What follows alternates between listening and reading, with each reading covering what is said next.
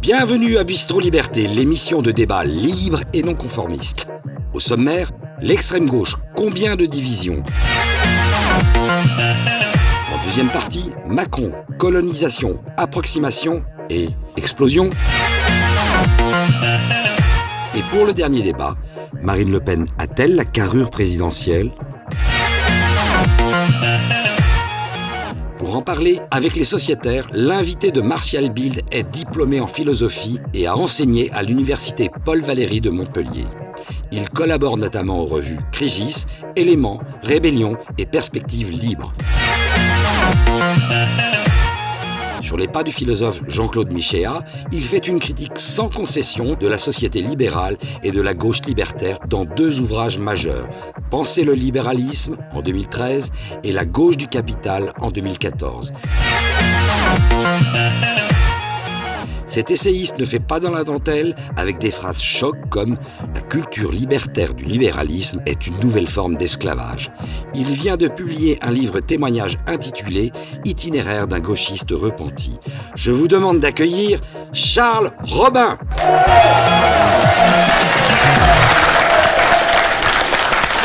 Bonjour Charles Robin. Merci. Asseyez-vous, bienvenue. Bienvenue à Bistro Liberté où nous avons une grande ouverture d'esprit puisque nous accueillons un militant qui a choisi comme premier engagement un militantisme au sein du NPA, du nouveau parti anticapitaliste, antiraciste de Besancenot. Pourquoi, quand on est jeune, on fait le choix du communisme révolutionnaire? Alors, je ne parlerai pas au nom de toute la jeunesse qui s'engage à l'extrême gauche, mais en tout cas pour parler de ma situation personnelle. J'ai été, disons, sensibilisé très tôt à la question sociale, à la question économique. Venant d'un milieu plutôt, disons, populaire, je remarquais, j'observais dans ma vie quotidienne ce qu'on pourrait appeler la logique du pouvoir, la logique de la domination économique. Et lorsqu'on a l'âge que j'avais à l'époque, c'est-à-dire environ 15 ou 16 ans, on estime assez spontanément que le seul parti qui représente les intérêts de la classe populaire, c'est plutôt vers l'extrême gauche qu'on risque de le trouver. Et donc, bon, je me renseignais sur les courants politiques qui existaient, et puis le parti politique d'Olivier Besancenot me paraissait conforme à cette aspiration de défense, de lutte pour les classes populaires. Donc à l'époque, c'était encore la LCR, la Ligue communiste révolutionnaire, qui est devenue ensuite le NPA, nouveau parti anticapitaliste. Et c'est assez naturellement que j'ai rejoint ce mouvement parce que je me disais que c'était le seul mouvement qui, aujourd'hui, avait encore les moyens politiques, non pas d'accéder au pouvoir, mais disons d'avoir un poids, une influence sur les politiques menées, et qui pouvait venir en aide directement aux classes populaires. Alors vous écrivez dans l'itinéraire d'un gauchiste repenti, aux éditions Crisis, vous dites dans cet ouvrage que c'est sur les deux béquilles alternées du combat social et de la lutte contre l'intolérance que vous avez effectué vos premiers pas politiques dans l'arène politique. Est-ce que vous avez conservé les deux béquilles là? Non, pas exactement, j'en ai conservé une, et puis... la lutte contre l'intolérance. C'est ça. Non, l'autre, puisqu'en fait...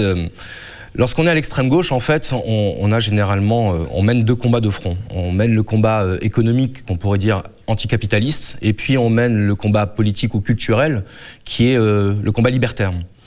Et lorsque je me suis engagé à l'extrême gauche, pour moi, ces deux combats devaient être menés de front. Je les envisageais comme des choses complémentaires, pas du tout contradictoires. Et plus j'avançais et plus j'essayais de comprendre en fait ce discours et ses implications, et plus je me suis aperçu que le discours culturel libertaire était assez contradictoire avec l'aspiration économique anticapitaliste. Alors ça demande du temps pour être un peu expliqué parce que aujourd'hui on nous présente l'extrême gauche comme un mouvement authentiquement anticapitaliste et on a du mal à comprendre en quoi l'extrême gauche pourrait encourager le capitalisme. Et là, c'est là que ma lecture de Jean-Claude Michéa m'a fait prendre conscience justement de ce paradoxe, c'est que le logiciel idéologique de l'extrême gauche, c'est la lutte pour toutes les libertés individuelles, pour le droit des minorités, le culte du métissage, non pas comme choix individuel, qui n'est pas discutable, mais comme projet civilisationnel. Tous ces combats sociétaux, en réalité, participaient tous d'une même logique, qui est la logique d'atomisation individuelle. Autrement dit, les individus ne se battent plus au nom de la communauté et au nom du peuple, ils se battent au nom de leurs droits individuels à être représentés en tant que minorité. Et en fait, le marché a besoin de ça. Le marché n'a pas besoin, pour pouvoir subsister, se développer et s'étendre, il n'a pas besoin d'avoir des communautés qui vont obéir à des normes, qui vont se situer dans certaines structures collectives et normatives. Il a besoin d'individus totalement atomisés qui vont être beaucoup plus malléables aux sollicitations de la marchandise. Et donc, ces deux béquilles alternées de l'extrême gauche, donc le combat libertaire et le combat anticapitaliste, je me suis rendu compte qu'en fait, elles n'étaient pas du tout cohérentes l'une avec l'autre. Alors, dans votre titre, il y a un mot qui revient, important, qui est repenti. Alors, vous cherchez, si j'ai bien compris, un parti qui a incarné la défense du peuple et des travailleurs, et vous vous êtes, donc, on va le dire, fourvoyé. Mais alors, à partir de ce moment-là, vous êtes comme tous les repentis, il faut que vous en rajoutiez. Alors, dans votre ouvrage, eh bien, vous dites que l'extrême gauche représente une pièce maîtresse dans le dispositif idéologique de la domination libérale. En gros, MEDEF égale NPA. Mais à qui vous allez faire croire cela, quand même, sérieusement? Moi, ce que je trouve amusant que dans une télévision comme la vôtre, on prenne la défense de l'extrême gauche. Moi, je prends la défense de tout le monde, vous savez. Mais du coup, ça m'arrange parce que ça va me permettre un petit peu de développer. Alors, en fait, ça rejoint ce que je disais à l'instant. C'est-à-dire que effectivement, extérieurement, l'extrême gauche et la droite patronale n'ont rien à voir l'un avec l'autre, évidemment. Mais la domination, généralement, ne se fait pas de manière explicite, ne se fait pas de manière déclarée et avouée. On n'a pas un système de domination qui va s'assumer comme tel et se présenter comme étant la convergence de l'idéologie d'extrême gauche libertaire et de l'idéologie capitaliste libérale.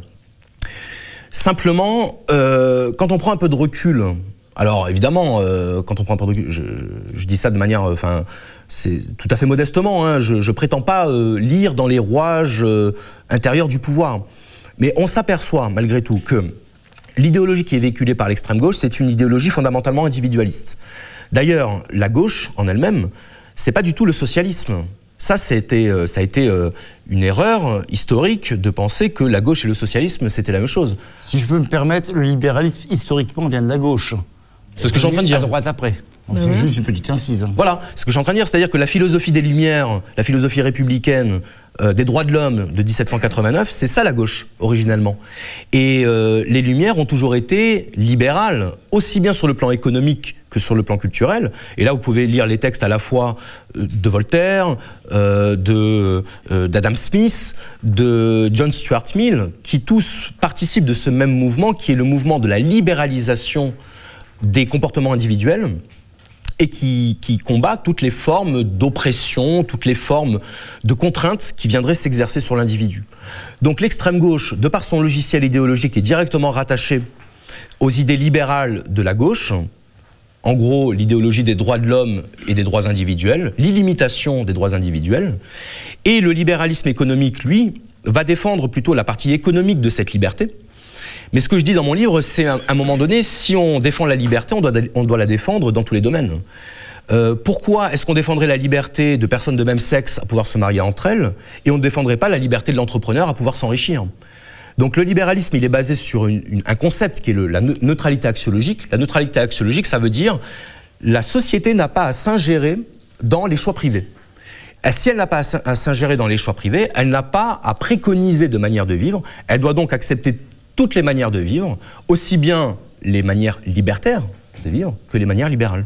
Alors, dans le bouquin, j'ai vu aussi que vous aviez pris votre distance avec l'extrême gauche parce que vous aviez découvert, un peu tardivement peut-être quand même, le sectarisme de vos camarades de l'époque. Et vous dites même que cette rupture, elle coïncide avec la lecture des travaux d'Alain Soral, que vous présentez comme un sociologue marxiste. Vous dites, il a déconstruit mon identité politique. Oui. C'est un terme très fort, déconstruire. Oui. Je vais même plus loin. En fait, quand on adhère à une idéologie politique, surtout quand on est adolescent, on estime que cette idéologie fait quasiment partie de notre identité. Et la remettre en cause, c'est comme remettre en cause une partie de soi-même, c'est donc presque vivre une mort, d'un certain point de vue. Je pensais fondamentalement que l'extrême gauche représentait le seul mouvement politique qui pouvait constituer une alternative à la situation actuelle et une alternative au pouvoir capitaliste. Et lorsque j'ai écouté donc les interventions d'Alain Soral notamment sur les contradictions que je viens d'évoquer, par exemple sur la question de l'immigrationnisme de la gauche et de l'extrême gauche, qui était totalement compatible avec les exigences du marché et de la droite libérale. Donc là, je peux vous renvoyer aux déclarations, par exemple, de Bouygues, sur la main-d'œuvre immigrée, qui est une main-d'œuvre, dit-il, extrêmement courageuse, et qui, lui, n'est pas du tout opposé à l'immigration, puisque ça a été un moyen, à un moment donné, à un moment du déploiement du capitalisme au XXe siècle, ça a été un moyen de pouvoir peser à la baisse sur les salaires et d'avoir de la main-d'œuvre bon marché. Donc on comprend que l'immigration ait pu être défendue par le patronat, puisque ça a arrangé ses intérêts. Maintenant, à partir du moment où l'immigration est défendue au nom, non pas des intérêts économiques, puisque ce n'est pas avouable, on ne peut pas dire qu'on apporte de la main-d'œuvre bon marché. Au nom des droits de l'homme, par contre, on peut justifier le projet immigrationniste parce que ça relève de la liberté individuelle de tout homme sur la planète de venir s'installer où il le veut. Bon, je ne vais pas poursuivre sur votre jeunesse et un jugement sur votre jeunesse, bien sûr, mais vous avez fait le choix de l'extrême gauche, on a bien compris, vous avez choisi après la filière philosophique. Est-ce que vous n'êtes pas quand même à chaque fois dans le mauvais choix, vous faites le choix de l'extrême gauche, ensuite vous faites le choix de faire des études de philo, alors qu'on sait que cette option-là, elle mène sur aucun débouché. C'est vrai. C'est vraiment, à chaque fois, hein, c'est... Vous voulez dire que c'est un échec à chaque fois? Non, je ne juge pas. En tout cas, j'ai échoué dans ma soumission au système, de ce point de vue-là. Parce que lorsque je me suis engagé à l'extrême gauche, c'était animé, pour le coup, de bonnes intentions. J'avais pas, à cette époque-là, encore la lucidité politique, c'est-à-dire que à 16 ans, quand vous êtes à l'extrême gauche, si vous êtes anti-immigration, vous êtes forcément raciste. Il n'y a aucune lecture géopolitique et géostratégique du problème de l'immigration. Vous voyez, si, par exemple, vous critiquez l'islam, vous êtes forcément un islamophobe refoulé.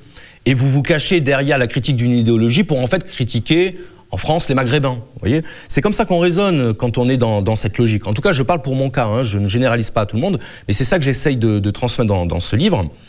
Et les études de philosophie, en fait, c'est parce que je considérais que la philosophie, c'était un bon moyen de forger des outils de critique, d'analyse critique, en fait, de la domination, du pouvoir. Et j'ai trouvé dans les études de philosophie le moyen de construire et de formaliser une critique qui me semblait cohérente. Ce qui fait qu'aujourd'hui, je ne défends aucune vision du monde à titre personnel, mais j'essaye de pointer les incohérences dans la vision du monde qui nous est imposée. Et je pense que ça, tout le monde peut le faire. Alors plus sérieusement, vous avez été diplômé de philo, bien sûr, vous avez enseigné, vous avez commencé une très belle carrière universitaire, on s'en aperçoit dans le livre, avec des conférences, etc. Puis d'un seul coup, vous avez été rattrapé par la patrouille, comme on dit, stoppé par vos engagements, et là, vous avez été victime de véritable chasse aux sorcières, on peut dire le terme. Bon, c'est peut-être un peu excessif, parce que je voudrais quand même relativiser. C'est pas quand on vous empêche de parler dans une conférence et qu'on vous insulte. Oui, bien sûr, mais ça fait partie du jeu. Quand vous contester un système et que ce système réagit, on est dans quelque chose de logique. C'est le contraire qui aurait été étonnant. Disons qu'ensuite, on ne peut pas s'offusquer des réactions du système qu'on combat alors qu'on l'a identifié comme le système dominant. C'est tout à fait normal. Bon, maintenant, il faut en tirer les leçons. Les leçons que j'en ai tirées, c'est que le monde académique, le monde universitaire que j'ai fréquenté de très près, je me suis rendu compte que dans ce monde-là, on ne pouvait pas apporter un point de vue radicalement critique sans éveiller des soupçons. Alors vous êtes soupçonné d'avoir des pensées nauséabondes, vous êtes soupçonné de faire le jeu de l'extrême droite, etc., etc. Donc c'est toute cette novlangue en fait qui permet de disqualifier un argument sans avoir à y répondre sur le fond. Mais comme j'étais encore assez jeune, puisque je suis quand même assez jeune par rapport à vous tous. Merci. Je vous en prie. C'est très gentil. C'est agréable. C'est une réponse à Martial. Oui, c'est une réponse. T'as 40 piges, je crois. M'insulter moi. Je vais peut-être m'en aller. Qu'est-ce qu'il nous veut, le gamin?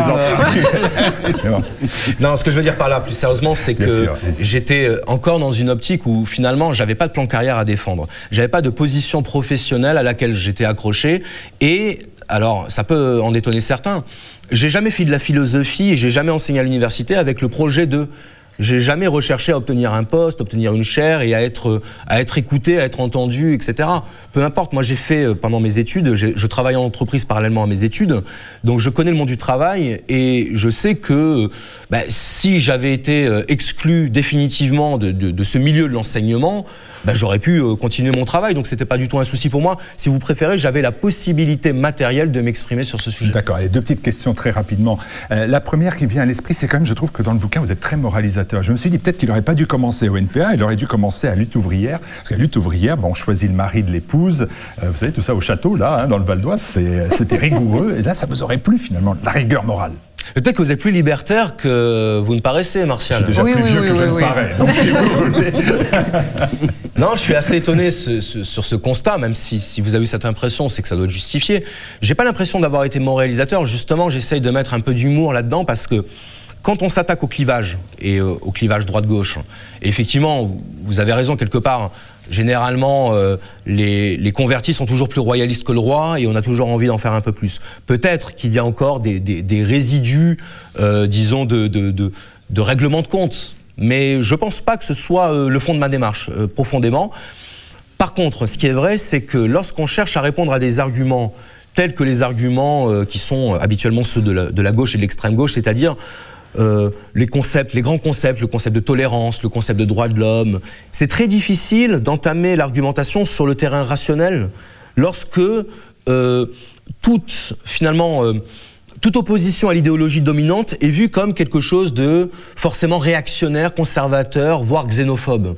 Donc j'essaye de déconstruire cette manière de voir à travers des exemples qui peuvent avoir l'air d'être un peu mon réalisateur, mais qui sont selon moi plutôt des manières d'illustrer la modernité dans ce qu'elle peut avoir, pardon, d'absurde. Dernière chose, vous voulez une véritable autonomie du peuple, vous nous refaites nuit debout. Vous en loupez jamais une.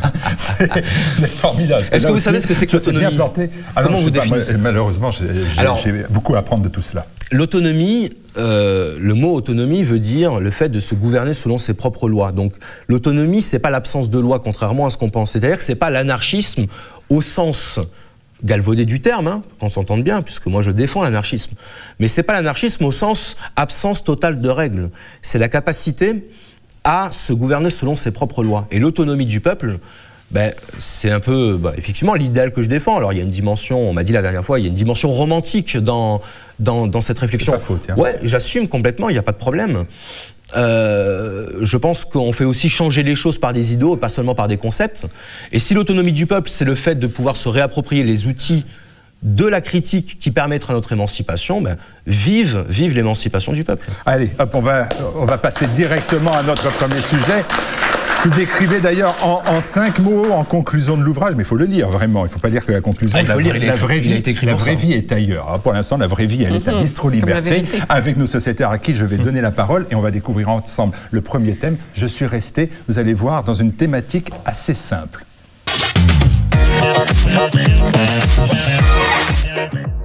L'extrême gauche, combien de divisions?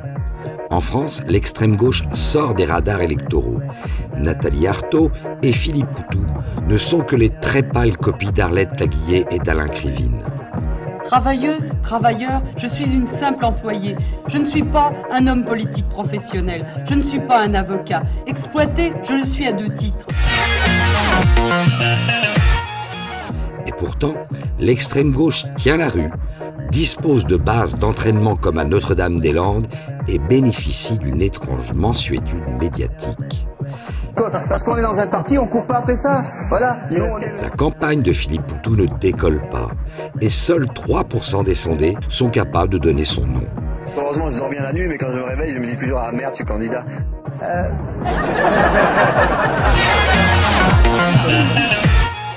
Nathalie Arthaud et Philippe Poutou sont crédités de moins de 0,5%. Alors l'extrême gauche, combien de divisions?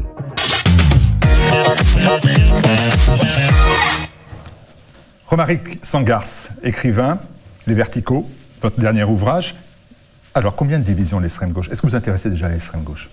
Non, pas spécialement, mais en revanche, non, ce qui m'intéresse, ce qui me frappe, ce sont ces engagements militants dont vous parliez tout à l'heure, que je trouve tout à fait compréhensibles, et qui sont assez typiques du XXe siècle.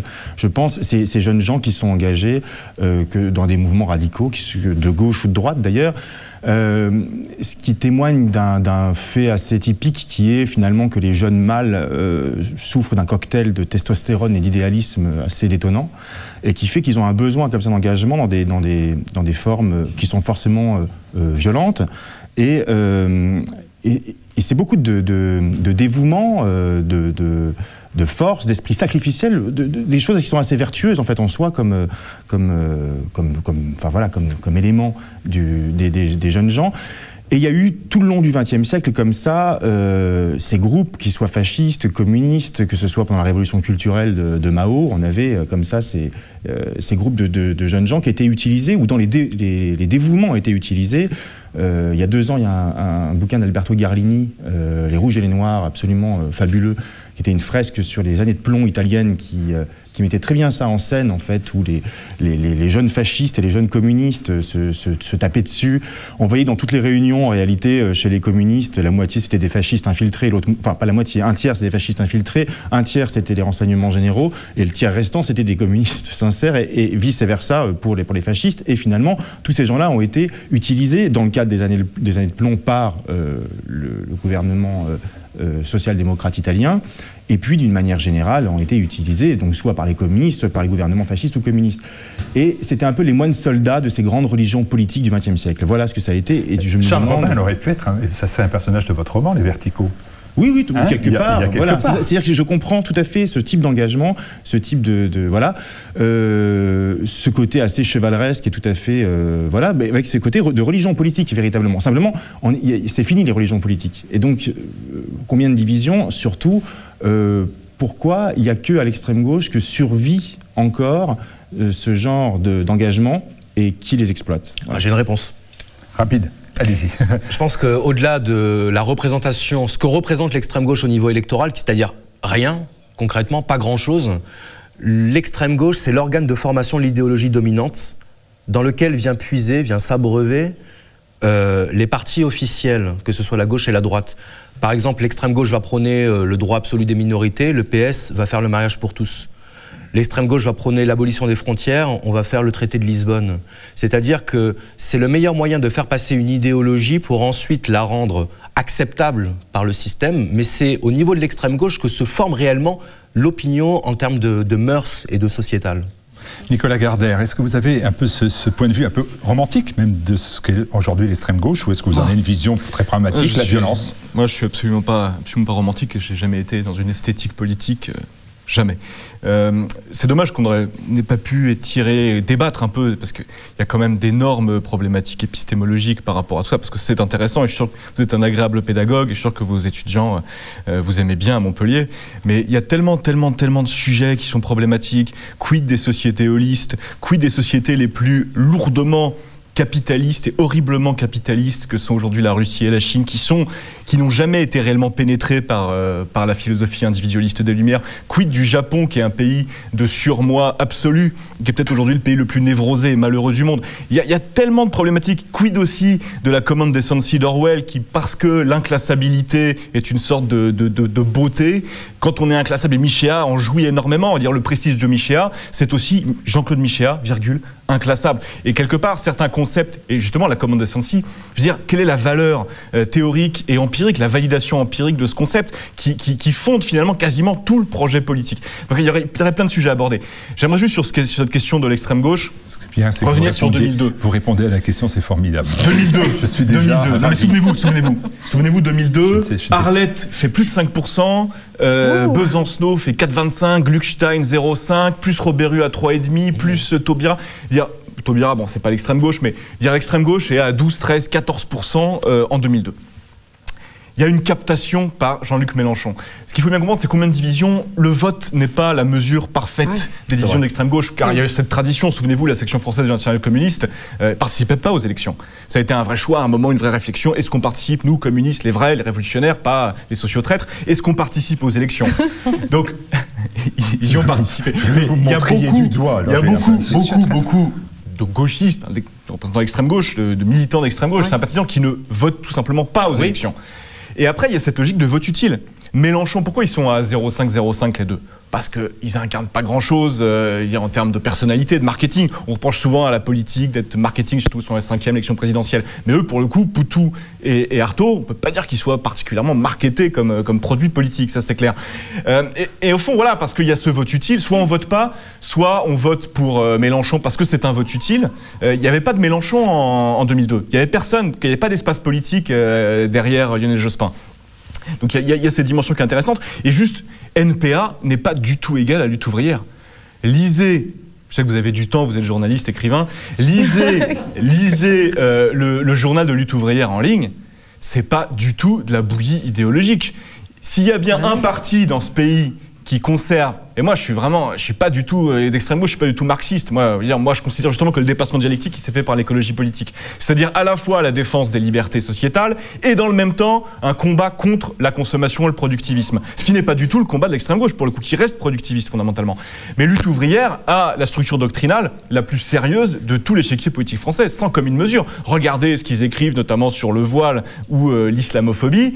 Ça ressemble pas à la candidate voilée du NPA, ça n'a rien à voir. Mais il y a des spécificités non, entre les partis d'extrême gauche. Autant à l'époque de la LCR, à l'époque de Krivine-Laguillet, on pouvait se dire voilà des luttes sur des micro-détails. Mais aujourd'hui, Besançon, à un moment donné, se sont alliés sur une élection. Je sais, mais aujourd'hui, ici et maintenant, entre la ligne politique du NPA et la ligne politique de lutte ouvrière, franchement, il y a pas grand-chose à voir, pas grand-chose de commun. Ça ne sont plus du tout, c'est pas des détails, c'est pas sur des points de détail trotskistes bizarres, c'est vraiment complètement différent. Lutte ouvrière reste sur une ligne fidèle au marxisme, fidèle au trotskisme, qui n'est pas du tout le cas du NPA, qui est dans une autre logique aujourd'hui.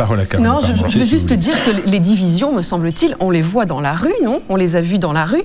Je suis scandalisée, moi, par l'impunité totale dont bénéficie la racaille gauchiste, hein, une tolérance toute paternelle de la part du gouvernement. Je vous rappelle qu'en mai dernier, quand même, ce sont 4 antifas qui ont mis le feu à un véhicule de police, qui ont pulvérisé les vitres à coups de barres de fer, puis qui ont tapé à coups de tuyaux sur Kevin Philippi, policier martiniquais. Et ces bons bourgeois, eux, d'extrême gauche, bien blancs et qui parfois portent le nom de Bernanos, eux, quand ils tapent sur un policier noir, eh bien, ce n'est pas du racisme. Voilà, eux, ce n'est jamais du racisme. Ces 4 antifas ont été arrêtés, puis ils ont été tous les 4 libérés.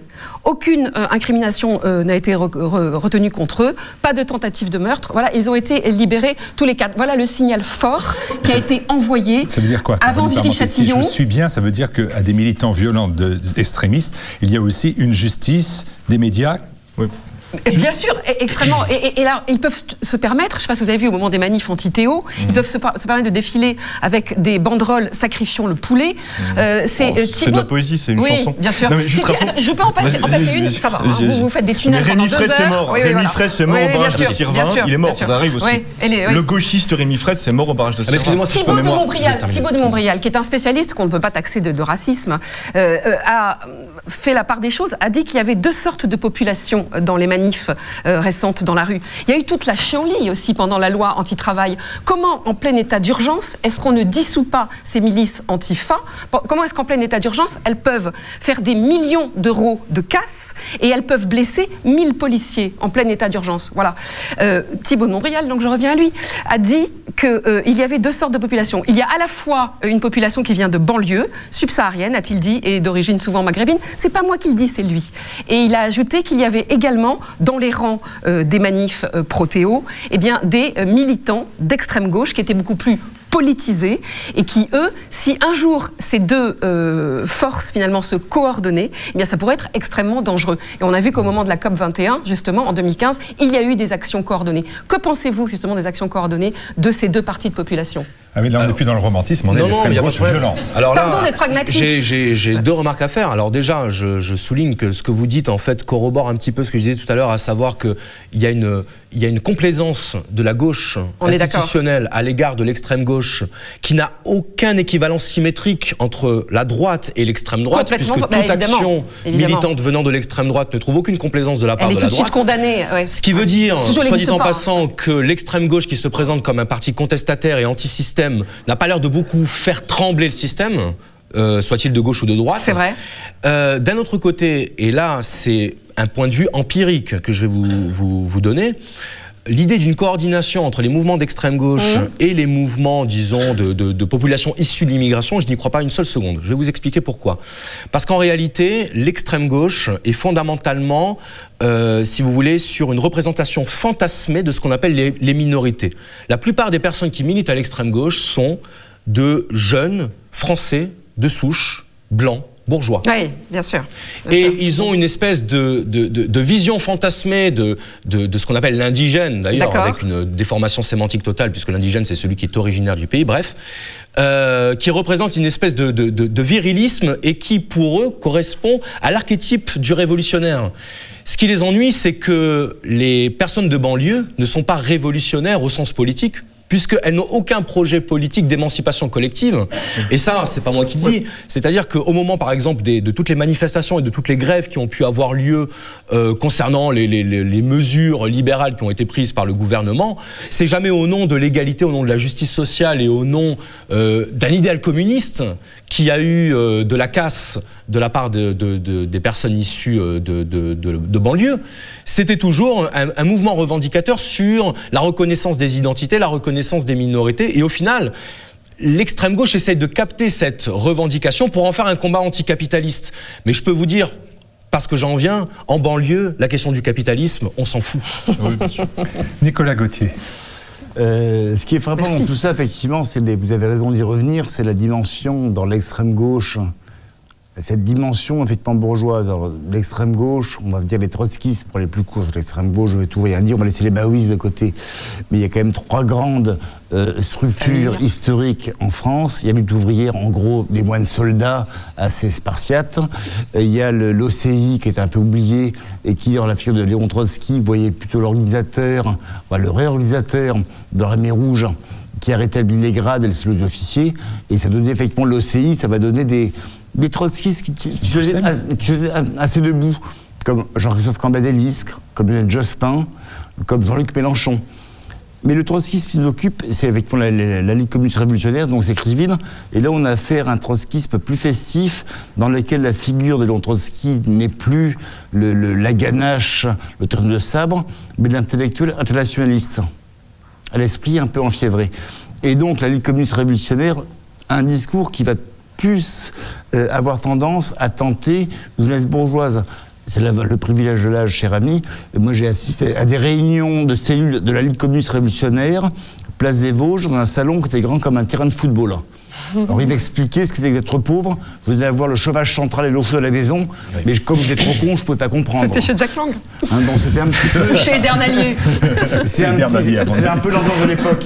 Et le problème, effectivement, s'il y a une telle complaisance de l'extrême gauche médiatique vis-à-vis de l'extrême gauche de la rue, elle vient de la Ligue communiste révolutionnaire. Ce sont des gens comme quelqu'un comme le Mediapart, notre cher ami merci, Louis Plenel, qui à son âge s'occupe plus de se teindre les moustaches ou s'occuper de la prostate, parce qu'il aime son extrême gauche, parce que ça lui rappelle sa jeunesse.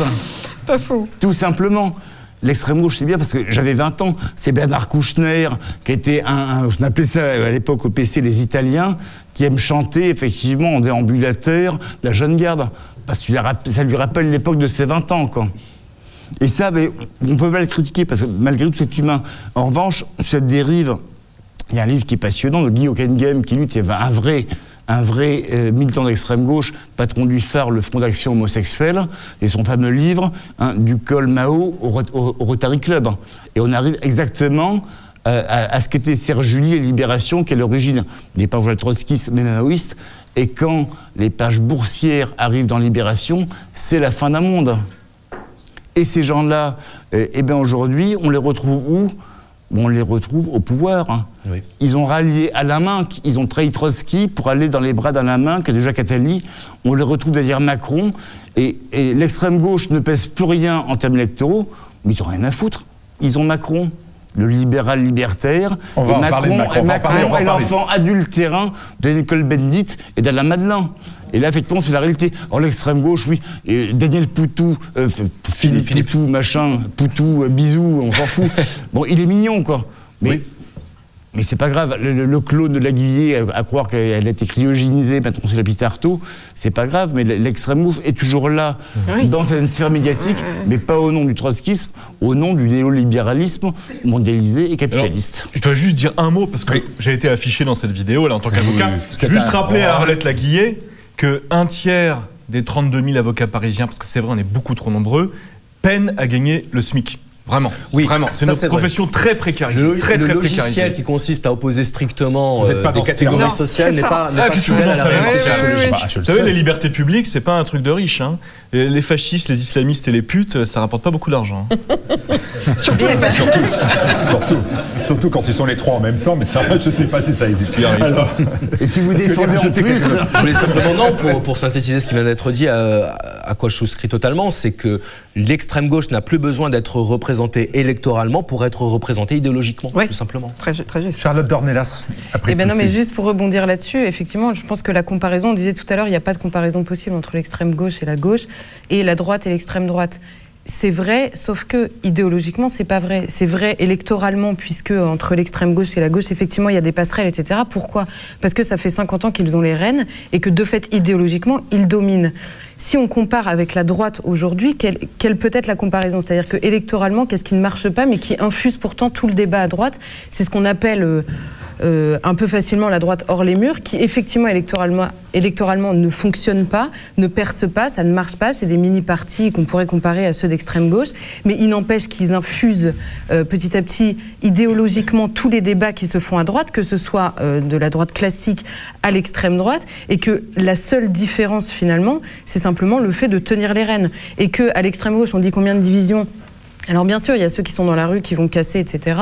Alors effectivement, on parle de Rémi Fraisse, mais ce qui est assez amusant, c'est que, alors là, pour comment dire, illustrer un peu tout ce que vous disiez tous, et à Bobigny, lors de la manifestation, c'était hyper amusant, parce qu'il y avait voilà, il y avait toute l'immigration de Bobigny qui était là, et effectivement, très majoritairement subsaharienne, et au milieu, il y avait 15 petits antifas d'extrême gauche, tout blancs, limite lévites, parce qu'on sentait qu'ils n'étaient pas hyper à l'aise quand même, et ils criaient plus fort que tout le monde, parce qu'effectivement, il y a une espèce de fascination pour la virilité des gars qui les entourent, mais à 18h, elle a commencé à faire nuit, ils sont tous partis, et effectivement, la connexion ne se fera jamais pour la bonne et simple raison que l'intégralité des gens qui les entouraient ne les calculaient même pas. Ils n'existent pas, en fait.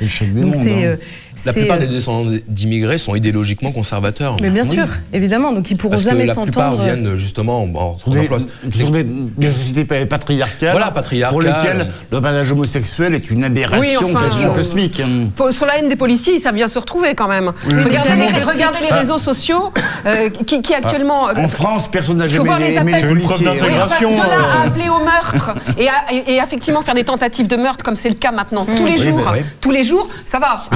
Je serais d'accord exactement avec ce que vous dites, le jour où ce seront des Maghrébins qui seront en tête des mouvements d'extrême gauche. Oui, ils en pensent, c'est pas demain la veille. Oui, c'est l'inverse. Bon.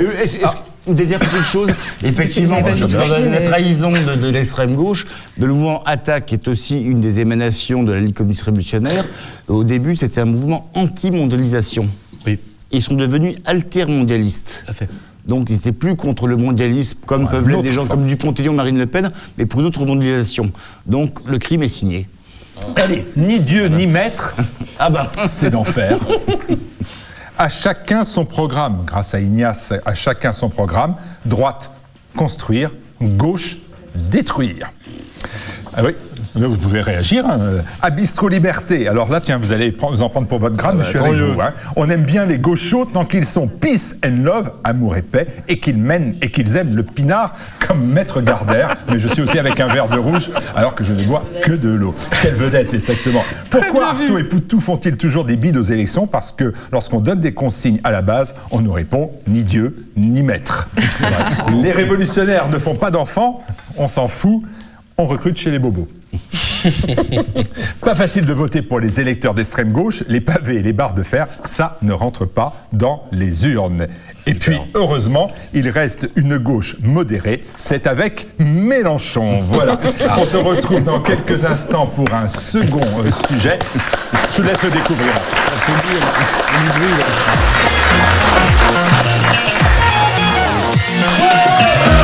Retour sur le plateau de Bistro Liberté. J'espère que vous avez été regarder la rubrique don de TV Liberté pour faire vivre la chaîne, pour faire vivre votre émission. On va poursuivre notre fièvre du samedi soir. Hein, c'était une live. Hein. Non, ça vous fait pas ça. Si, vous avez vous étiez trop jeune. Et on va regarder. On va regarder d'ailleurs un mariage remarquable parce qu'on vient d'apprendre quand même au moment où nous tournons qu'il y a un mariage entre Bayrou et Macron. Ça va nous permettre de parler de Macron. Regardons le sujet. Macron, colonisation, approximation et explosion. Comme tout produit marketing, Emmanuel Macron a obtenu un lancement de campagne puissant et réussi. Il a rapidement gagné sa place à la une, ou mieux, en tête de gondole. Mais après les premiers succès, le produit Macron peine à plaire dans la durée. Ses récents propos lors de son voyage en Algérie ont suscité un grand malaise. La colonisation fait partie de l'histoire française. C'est un crime. C'est un crime contre l'humanité, c'est une vraie barbarie. Tout le monde a en tête sa quasi-hystérie dans les meetings qui vont jusqu'à choquer ses propres militants. Regardez bien. Vous alliez le faire gagner parce que c'est notre projet. Vive la République! Vive la France! Macron est-il au bord de l'explosion?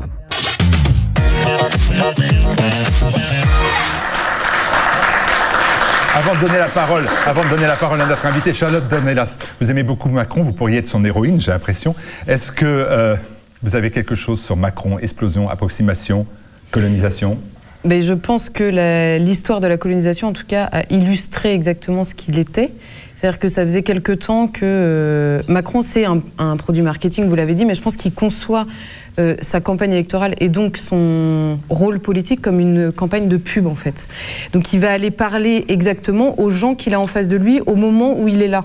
Donc il va parler au Figaro, il va dire, parce qu'avant d'avoir dit ça sur la colonisation, il avait quand même dit que oui, il y avait eu des choses atroces dans la colonisation, mais que c'était avant tout une œuvre civilisatrice. Donc il dit ça au lecteur du Figaro. Quelque temps plus tard, il est dans les loges de Bouteflika, et donc là, il fait ses révérences en rajoutant des caisses en Algérie, ce qu'ont fait à peu près tous ses prédécesseurs, mais lui, évidemment, il le fait encore un peu plus, je sais pas, la fougue de la jeunesse, j'en sais rien. Mais ce qui est sûr, c'est que ça faisait quelque temps quand même que c'est quelqu'un qui se présente comme quelqu'un de gauche, qui est identifié comme un candidat de gauche. Et il avait parlé, il avait été aux fêtes de Jeanne d'Arc, il avait parlé de Louis XVI, il avait dit, dans le cadre de l'Assemblée nationale, le problème de la France, c'est qu'elle a coupé la tête de son roi. Il va chez Philippe de Villiers, il dit, le Puy du Fou, c'est merveilleux. Ça commençait à faire beaucoup, ça coinçait quand même un peu à gauche. Il s'est dit, il n'y a pas de problème, je vais partir sur la gauche en Algérie. Il fait cette sortie-là. Le problème, c'est que dans l'idéologie de gauche, en fait, il va jusqu'au bout de leur idéologie. C'est-à-dire que c'est un monde dans lequel le principe de non-contradiction ne s'applique pas. Sauf que le problème, c'est que Macron a été tellement loin qu'il est rattrapé directement par la réalité. Ce qui arrive à la gauche par ailleurs, mais ça fait 50 ans que ça dure, donc il était temps que ça lui arrive. Macron, ça va beaucoup plus vite parce qu'il va beaucoup plus loin. Et donc tout à coup, dans la réalité, son schéma explose parce que le principe de non-contradiction, lui, s'applique et que tout à coup, les lecteurs du Figaro, avec le monde merveilleux d'Internet que Emmanuel Macron a sans doute oublié, ils ont aussi accès à l'interview qui est donnée dans les loges de Bouteflika. Et donc effectivement, il a un côté un peu très séducteur, il sait exactement à qui il s'adresse, qu'il faut dire. Mais le problème majeur, c'est qu'il se présente aujourd'hui pour diriger la France et que je pense que c'est l'archétype du personnage qui la nie. C'est même pas qu'il la considère pas, qu'il ne la connaît pas, parce qu'on se dit pour diriger la France, il faut la connaître un minimum. C'est même pas qu'il ne la connaît pas, c'est qu'il la nie. Et il va jusqu'à dire il n'y a pas de culture française. Alors il dit ça, je sais plus où. Hier soir, il était à Londres, il dit je n'ai pas souvenir d'avoir vu de mes yeux un art français. Le mec, il est candidat à la présidence de la République française, il dit « Je n'ai pas souvenir d'avoir connu un art français ». Mais il faut l'interner, quoi. Voilà. Et donc voilà, ma conclusion, c'est simplement qu'il est séducteur à droite, à gauche en permanence. C'est pas qu'il n'a pas de programme, c'est qu'il ne peut pas livrer son programme qui est celui en fait de tout son parcours, donc qui est un programme très financier, enfin celui du grand capital pour le coup, mais qui se lie très bien avec le libertarien. En fait, il fait un peu c'est l'illustration parfaite de tout ce que vous dénoncez. Alors Charles Robin, est-ce que vous l'aimez? Est-ce que vous l'avez compris? Ben, je peux pas dire mieux que ce qui vient d'être dit. Je vais juste reformuler à ma sauce. Donc Macron est le symbole de ce que moi j'identifie comme étant l'américanisation de la vie politique française. C'est-à-dire que c'est un authentique libéral conséquent, avec tout ce que ça peut impliquer de contradictions internes. C'est-à-dire que c'est quelqu'un, par exemple, qui va être sur un logiciel droit de l'homiste, qui va donc dénoncer la colonisation comme étant un crime contre l'humanité, tout en oubliant que la colonisation telle qu'elle s'est déployée historiquement a d'abord été le fait de la gauche, au nom du devoir des civilisations supérieures d'éduquer les civilisations inférieures. Ce qui d'ailleurs lui permet d'occulter le fait qu'actuellement la colonisation... Anachronisme, Charles Orbin. Aujourd'hui, qui est-ce qui gueule? C'est la droite, concrètement. Après ces déclarations, c'est la droite qui gueule. Donc anachronisme. Oui, bien sûr que c'est la gauche, bien sûr que c'est Jules Ferry. Mais le vendre aujourd'hui comme ça, c'est un peu un anachronisme. Ah non, mais j'entends ce que vous dites, mais il faut revenir sur l'histoire, il faut regarder l'histoire telle qu'elle a eu lieu. Okay, on peut. Et historiquement, c'est la gauche de Jules Ferry qui a fait la colonisation au nom des droits de l'homme, précisément, au nom du devoir des civilisations supérieures. C'est la gauche qui était nationaliste. Bien sûr, attendez, j'ai pas terminé. J'ai pas terminé. C'est-à-dire qu'aujourd'hui, c'est plus au nom du devoir des civilisations supérieures qu'on va justifier la colonisation, mais c'est tout comme. C'est au nom du devoir d'ingérence humanitaire, au nom duquel on va intervenir dans les pays du Proche-Orient, du Moyen-Orient, pour expliquer au peuple comment il doit penser, pour expliquer au peuple que le modèle, c'est la démocratie, et que si on élit quelqu'un comme Bachar al-Assad, c'est qu'on n'a pas compris ce qu'était la démocratie. Donc on va éduquer ces peuples pour comprendre ce qu'est leur intérêt, c'est un peu plus compliqué, tout en nourrissant à la fois la thèse et l'antithèse. C'est-à-dire que lorsqu'on s'aperçoit qu'en armant les rebelles, on favorise l'islamisme, on va pouvoir intervenir du coup non plus au nom de la lutte contre la dictature mais au nom de la lutte contre le terrorisme. Dans tous les cas on est gagnant et on peut avoir le contrôle des zones pétrolifères. Donc dans tous les cas l'Occident s'en sort et ce que fait Macron, ça illustre complètement la schizophrénie gauchiste, c'est-à-dire la schizophrénie libérale, à savoir la dénonciation à travers la culture de la repentance de la colonisation française en Algérie, tout en légitimant au nom du logiciel des droits de l'homme la colonisation actuelle dans les pays du Moyen-Orient.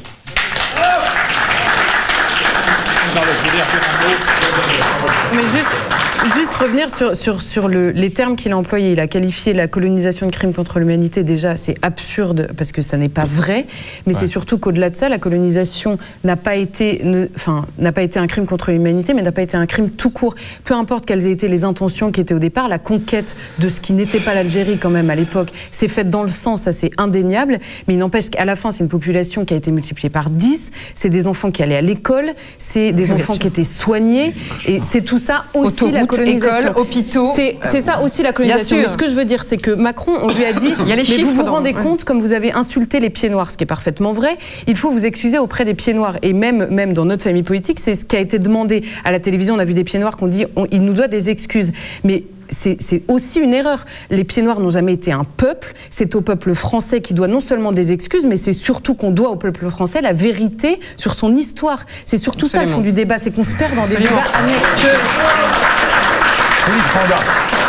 Macron, colonisation, approximation, exagération. Alors, première chose pour clore un peu le débat sur la colonisation, si la colonisation est un crime contre l'humanité, toute l'histoire de l'humanité, de tous les peuples à toute époque, est un long crime contre l'humanité. Parce que tous les peuples ont plus ou moins envahi les uns les autres, occupé, fait des horreurs, des barbaries et tout ça.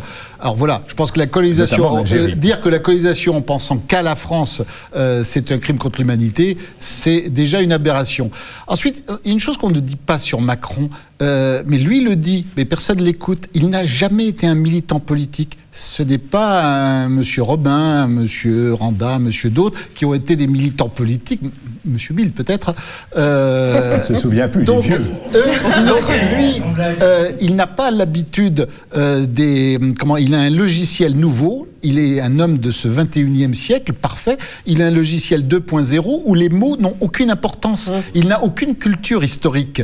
Donc lui, il va d'abord, le crime contre l'humanité, c'est quand même une expression qu'on entend beaucoup depuis 70 ans. Donc c'est répété sans arrêt. Chaque jour, on parle de crime contre l'humanité. Enfin, on parle surtout d'un. Et pour lui, c'est une expression normale qu'on ressort n'importe quand, n'importe où, comme la lutte contre le fascisme, contre le droit des minorités. Enfin, tout ça, c'est son logiciel. Et un logiciel qui bug, on le répare. Donc lui, son logiciel, à chaque fois qu'il fait une bourde, hop, il dit le contraire parce qu'il le répare automatiquement. Et tout ça n'a aucune importance pour lui, c'est du vocabulaire. Et qui plus est, il va dire ça à Alger, devant des responsables politiques qui font chanter la France régulièrement pour obtenir des visas, mais ça, il faut avoir une culture politique et historique pour voir les choses. Et Macron, évidemment, ne demande pas au Premier ministre algérien, lui, de s'excuser pour les harkis torturés et massacrés, pour les cimetières profanés et pour les pieds noirs lésés et spoliés. Voilà, ça, évidemment, il ne le demande pas. Pour en revenir juste à Macron... Effectivement, ça me surprend parce que j'ai demandé à Charlotte Dornelas si c'était pas un peu une forme de héros parce que il s'est prononcé sur le fait que les jeunes, les personnes qui avaient manifesté lors de la manif pour tous avaient été humiliées. Donc je pensais que c'est un terme qui est faux. Ceux de la manif pour tous ont été éventuellement méprisés parce qu'1 400 000 personnes dans la rue. Non, méprisés mais pas humiliés. Mais il était au gouvernement en plus, Macron. C'est ça qui est marrant. Il se présente tout frais, tout beau. Il est Frémont Macron. On l'a déjà fait 10 fois.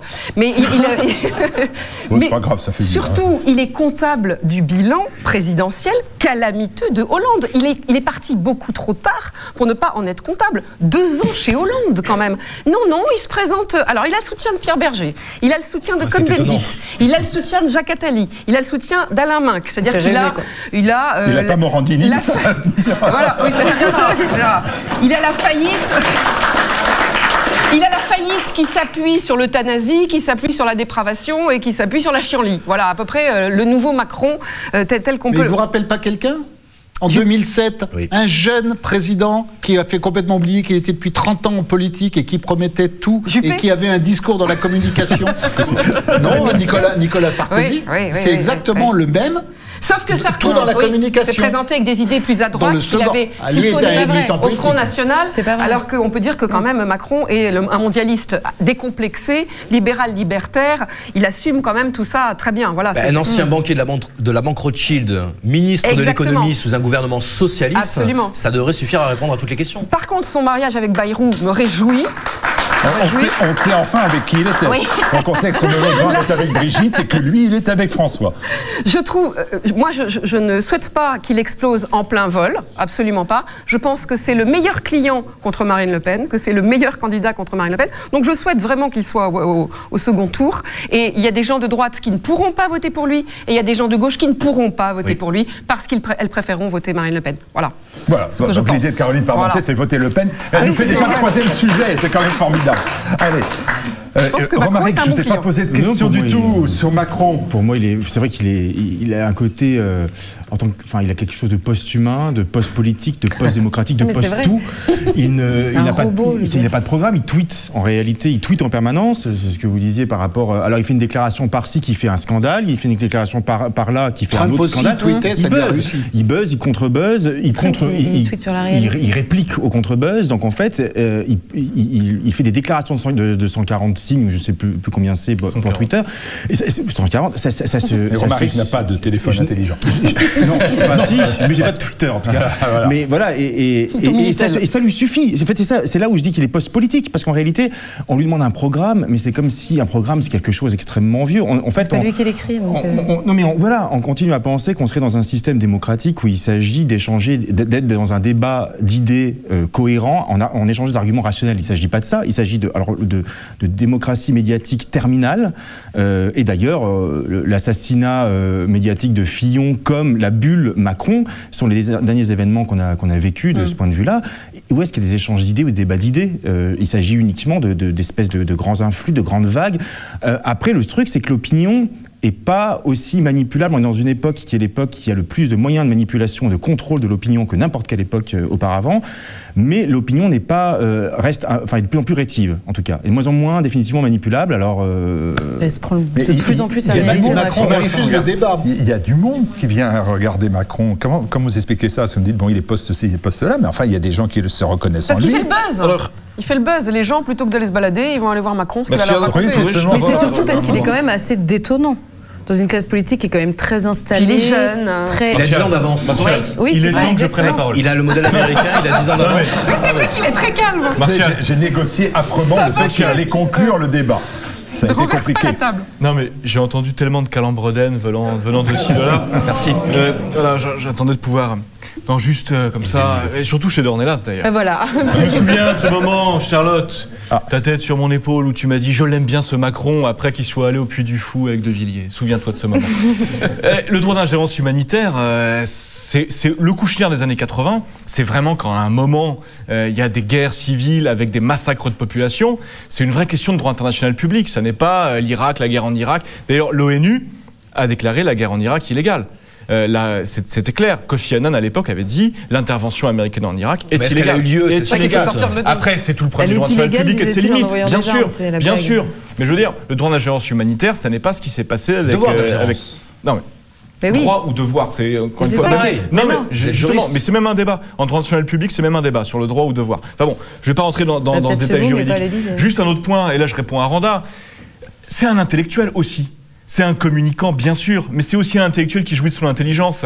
Et c'est un lecteur. Intellectuel, c'est pas le mot que j'aurais employé. Non, mais juste Randa. C'est un communicant intelligent. Ça n'est pas Estrosi. C'est un lecteur de Foucault et de Derrida. Quand il dit il n'y a pas d'art français, il n'y a pas de culture française, c'est bien évidemment un lecteur de ces mecs-là. C'est un lecteur de la déconstruction. On parlait des Lumières tout à l'heure. Finalement, Derrida ou Butler, c'est le fin fond du fin fond du fin fond de la philosophie des Lumières. On a déconstruit jusqu'à la fin. Juste un autre point. Et là, Dornelas commençait à l'évoquer. Attends, Dornelas. Elle commençait à l'évoquer subrepticement. Non, mais c'est un vrai sujet. C'est un vrai sujet. C'est qu'est-ce que Macron, au fond?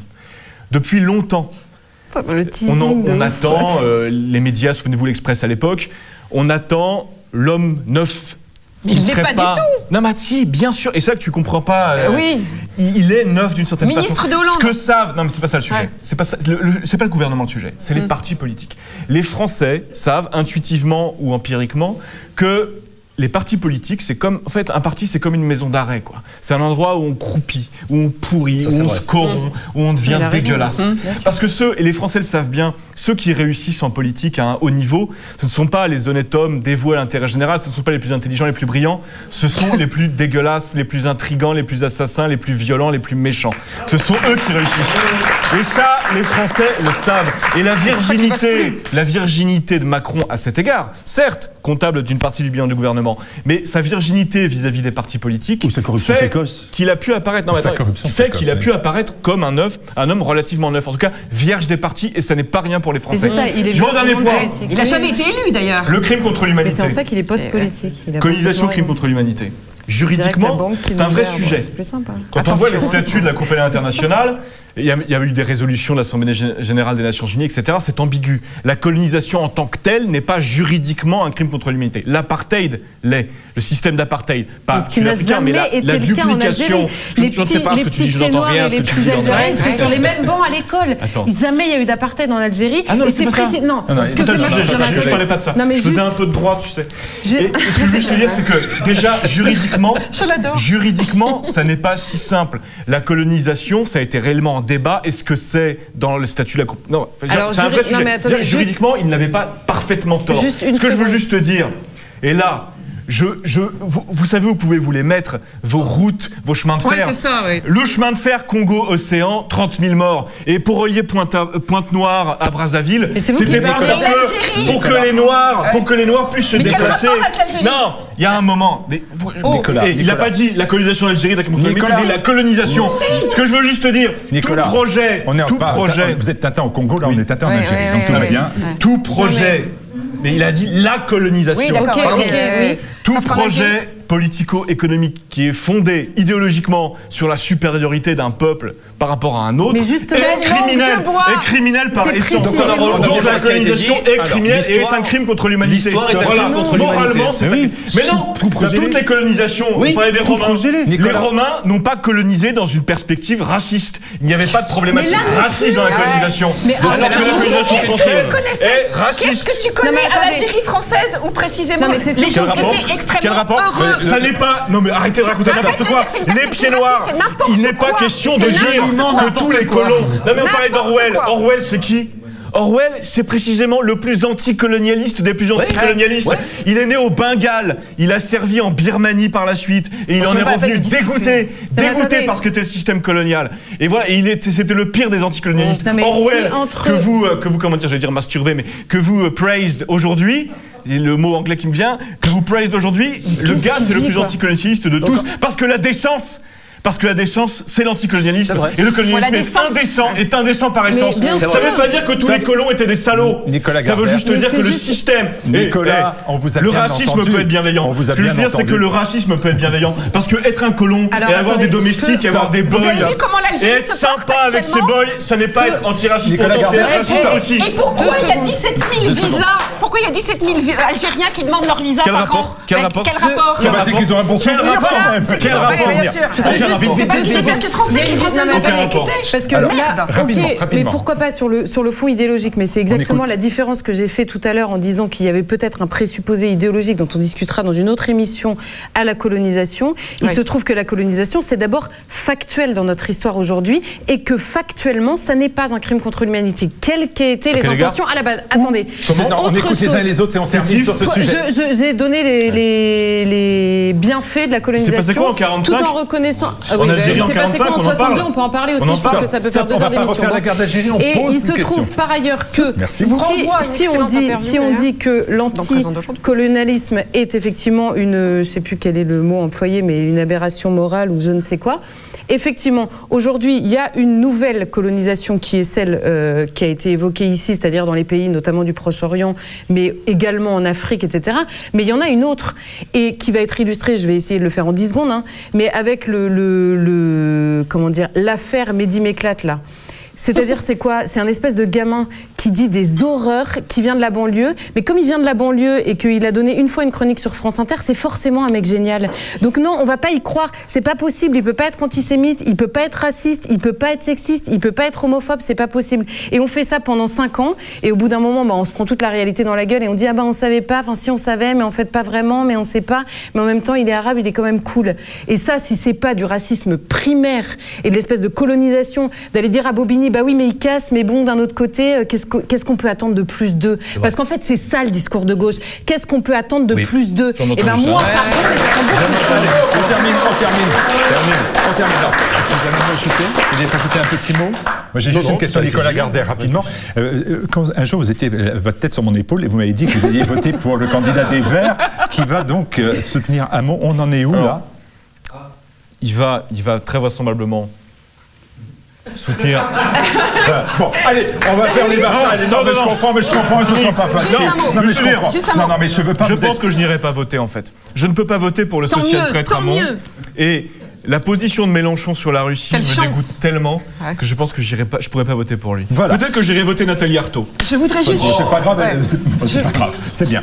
Je voudrais juste vous encourager à lire Présent d'aujourd'hui, puisqu'on a une excellente interview de Bernard Lugan, justement, sur l'Algérie, sur les importations, les exportations, les oranges qu'ils ne vendent plus, l'huile d'olive qu'ils n'exportent plus, etc. Et sur tout ce que la colonisation leur avait apporté, et sur tout ce qu'ils ont dilapidé depuis. Et ils touchent plus sa bille que vous, croyez-moi, et le traumatisme, on s'en fout de En marche, le mouvement En Marche, et Emmanuel Macron est en béquille. On a des outils très performants, mais hélas, et on voit Macron dans un sale état, mais hélas, ces outils sont peu résistants. Et puis il y a Macron chute, j'ai buté sur la marche colonisation. Et puis enfin, Macron a été mal reçu par les pieds noirs, et il a reçu donc un coup de pied au... On se doute tout ça. Allez, on se retrouve dans quelques instants. Allez, vite sur la rubrique dons du site de tvliberté.com.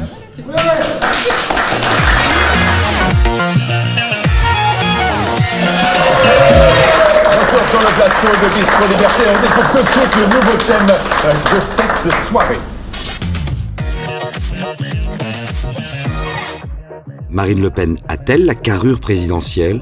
Marine Le Pen caracole en tête des sondages et des intentions de vote pour la présidentielle. Certains vont même jusqu'à ne pas exclure sa victoire au second tour. Est-ce que Marine Le Pen peut être élue présidente de la République?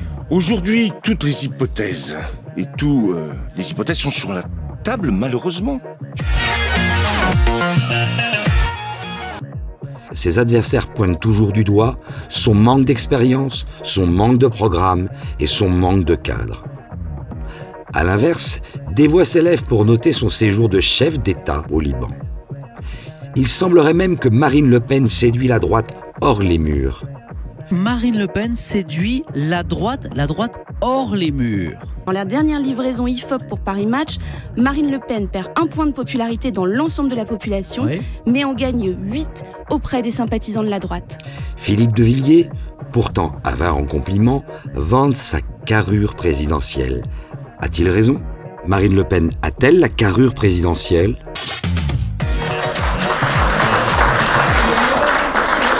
Rebonjour. Est-ce que Marine Le Pen a la carrure présidentielle? Qui veut répondre à cela en priorité? Nicolas Gauthier, pour la défense. Allons-y. Bon, déjà, si Philippe de Villiers se rend compte qu'il y a une carrure présidentielle, ça veut dire que la sagesse arrive à tout âge et que la médecine ayant fait des miracles, les greffes de couilles peuvent tenir. Déjà, c'est un bon point. Pour le reste, non, effectivement, Marine Le Pen, c'est un petit peu comme le sport, comme le tennis. Hein. On marque sur ses points, mais on gagne plus souvent sur les fautes des adversaires.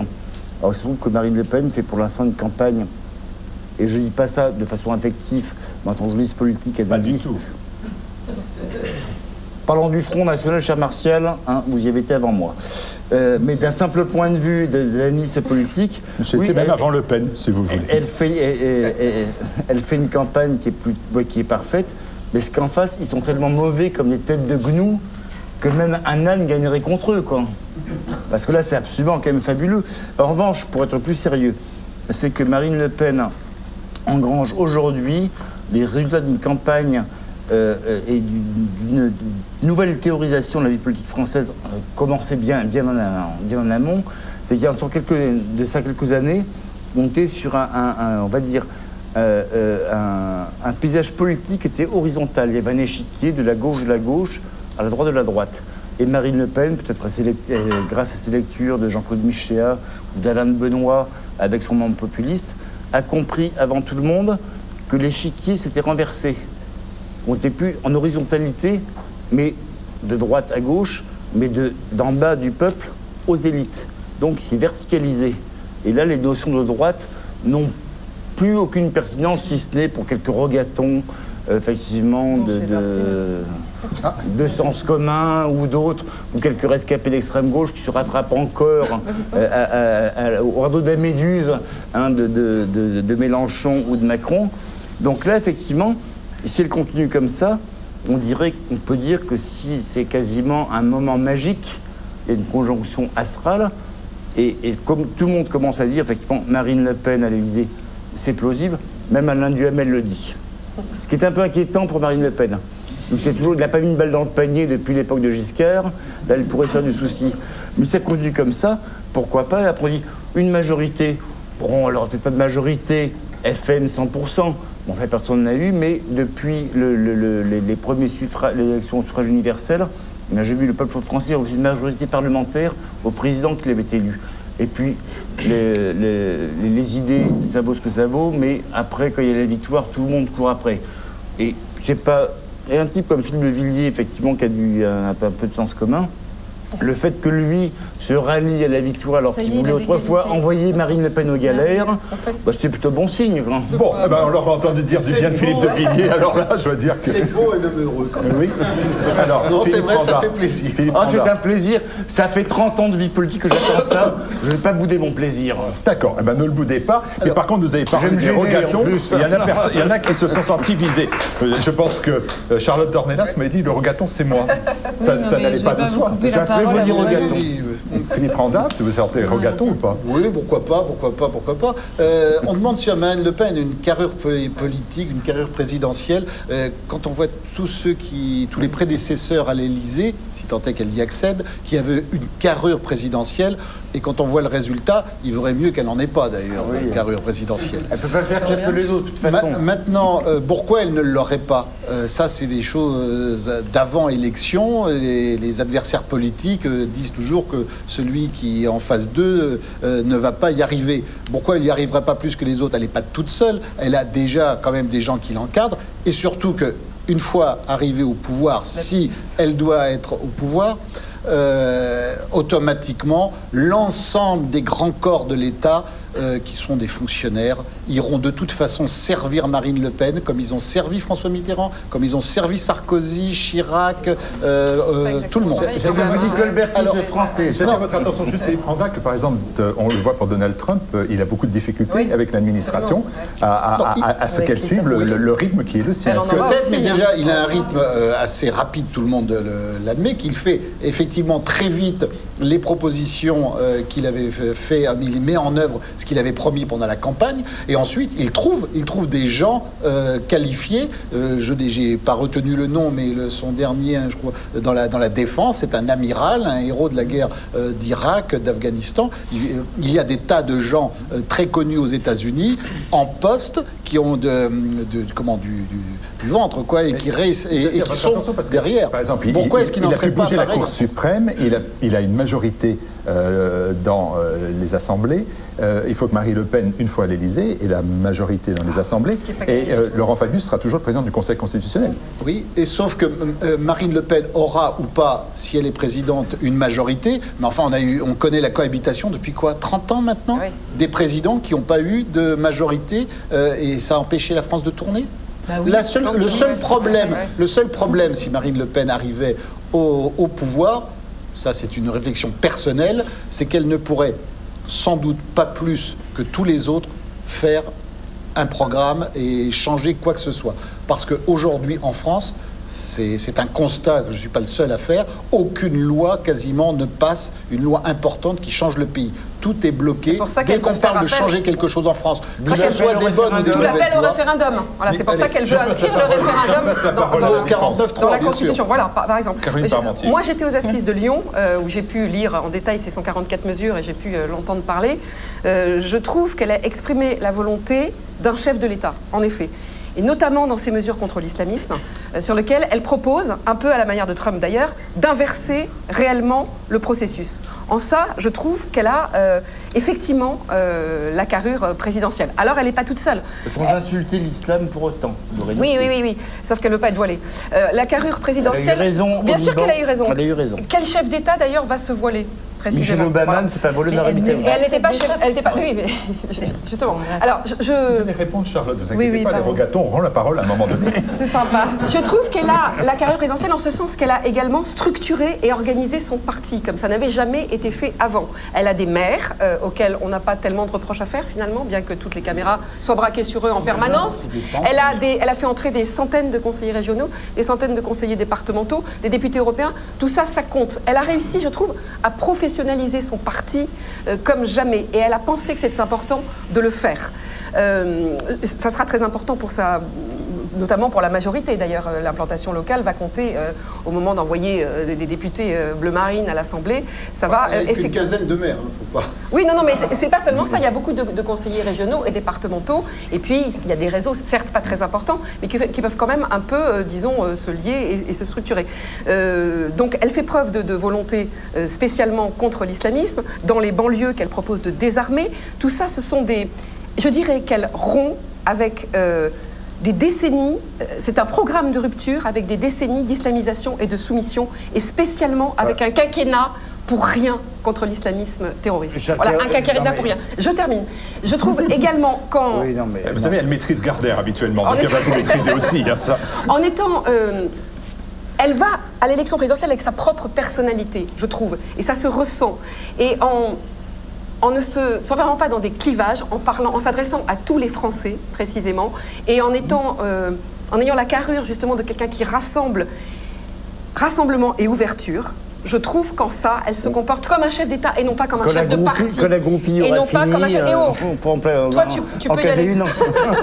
Elle se comporte comme un chef de parti. Là, je suis battu. Hein. D'accord. Vas-y, ma vieille, continue. Non, voilà. Plus un poste de ministre. Oui, voilà, exactement. Non, mais je devrais avoir lui. Ça se passe dans le fan club. Non, mais on parle de carrière présidentielle. Il y a scission dans le parti. Alors, autant dire quelque chose. Et en plus, je trouve que c'est une femme. Et les femmes sont plus courageuses en général que les hommes. Bon, les clichés. Non. Allez, naze, ça sort. Il y a combien de fois? Il y en a deux dans le public. Dans le public? Mais non, il y en a... Il y en a deux. Il y en a même moins. Non, reggaeton en plus. Allez, une femme, Charlotte. Après, je donne la parole à Romaric. Non, mais il y a plusieurs choses. Et en conclusion, à notre invité. effectivement, la question de la carrure présidentielle est un peu exaspérante à force. C'est-à-dire qu'on ne se pose la question de la carrure présidentielle que quand il s'agit de Marine Le Pen. Ça, c'est vrai. Jamais de la vie, on a été demandé si Bayrou avait une carrure présidentielle qu'il n'a évidemment pas. Jamais de la vie, on a été demandé si François Hollande avait une carrure présidentielle qui, après 5 ans de présidence précisément, n'a pas. Maintenant, on le sait. Non, mais maintenant, on le sait, mais je veux dire, personne ne pose cette question-là. Donc ça, c'est vrai qu'à la base, c'est une question qu'on ne pose que pour Marine Le Pen. Enfin, ça revient toujours. Est-ce qu'elle a une carrure présidentielle? C'est un peu exaspérant. C'est une femme. Et dans ce cas-là... Non, je pense pas que ce soit parce que c'est une femme, c'est parce que c'est le Front National. Si, on se fait poser précisément. Je suis pas très féministe, donc c'est pas le genre d'argument qui marche avec moi, mais non, je pense que c'est... Poursuivez. Voilà, c'est plus parce que c'est le Front National. Après, il y a une autre question qui se pose, c'est que la carrure présidentielle, puisque c'est la question qui nous est posée ce soir, se pose avec plusieurs... demande plusieurs réponses. C'est-à-dire la carrière présidentielle, c'est à la fois dans le pays, à la fois à l'étranger et à la fois avec les gens dont la personne sait ou non s'entourer. Il se trouve qu'aujourd'hui, c'est un secret pour personne. L'électorat qui manque à Marine Le Pen est celui des cadres, des cadres de manière très générale. Des personnes âgées. Des vieux. Oui, non, mais des vieux, mais des cadres aussi, c'est vrai. Elle a l'électorat jeune. C'est de moins en moins vrai. Hein. C'est pas une critique que je suis en train de faire. Si on pouvait ne pas m'interrompre toutes les 10 secondes parce que je... Voilà.